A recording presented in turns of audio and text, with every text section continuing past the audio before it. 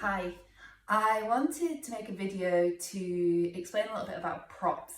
So those of you that have been coming to the restorative sessions that are coming along this week, the more props you can have, the more comfortable you can make yourself in these postures and the most benefit you'll get.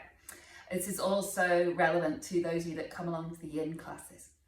So ideally for restorative yoga, you want to get yourself a bolster. So if this is a practice you're going to continue and you can invest in a bolster, that's great. But if you don't have a bolster, there are some other things you could use. You could have a really big pillow and preferably something not too squishy. Or what I've done here is push two pillows inside one pillowcase, and then you can make yourself quite a decent bolster shape with that. You can even then wrap it in a blanket just to try and give it more of a bolster shape. So we could take our pillow or our double pillow and wrap it up in a bolster, in a blanket there, and then you've got a fairly decent bolster, which is perfect to use. Okay? Just not something that's going to collapse completely when you learn it. You might even manage to put 3 pillows in your pillowcase. A final alternative would be if you have a spare yoga mat lying about, and you could wrap this up in a blanket, rolling a blanket around it a few times. This is going to be a slightly, trying to think of the right word, the diameter is not going to be as big as a good bolster there, but that might be useful in some of the postures. Okay. So the other thing that it's handy to have is some blocks. Now you won't need as many as this, but 2 decent brick-shaped blocks, and that's the most important one for the restorative one, is a couple of decent brick-shaped blocks.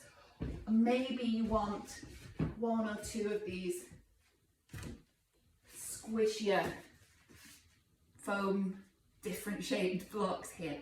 But there are things we can use as substitutes for blocks. So you might have some Tupperware containers. As long as they're fairly sturdy, you can put some weight onto them. You're not going to be standing on them, but you are going to be leaning some of your body weight on them. They might be good. You might have some books, and big chunky books make brilliant blocks. So try and have a look and see if you've got some that are a similar size so that you could use them, or you might put a couple of books on top of one another. Okay.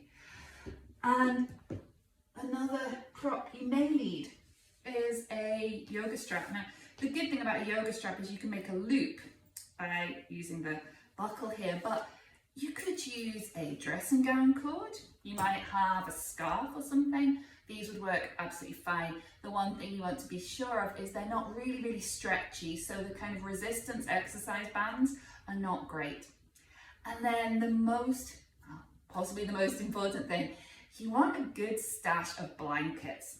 So ideally, you want some big, you can see how big this is if I unfold it all. You ideally want 1 or 2 big and quite sturdy blankets. And these are to prop under you. And we'll fold them up in various ways to make them into different shapes.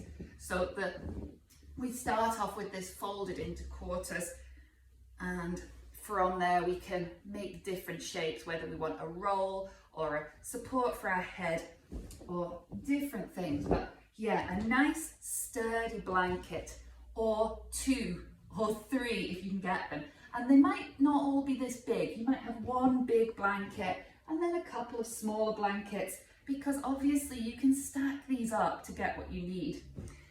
And my soft fluffy blanket, this isn't ideal for providing support under the body because it is really soft and squishy, but I love this for pulling over my body just to get that nice sense of comfort and security and safety in positions. So see what you can find at home, and the more props you can find, the more comfortable you'll be and the more effective your practice can be. If you can't find things, don't worry, we'll make do, we'll figure something out, but see what you can get together.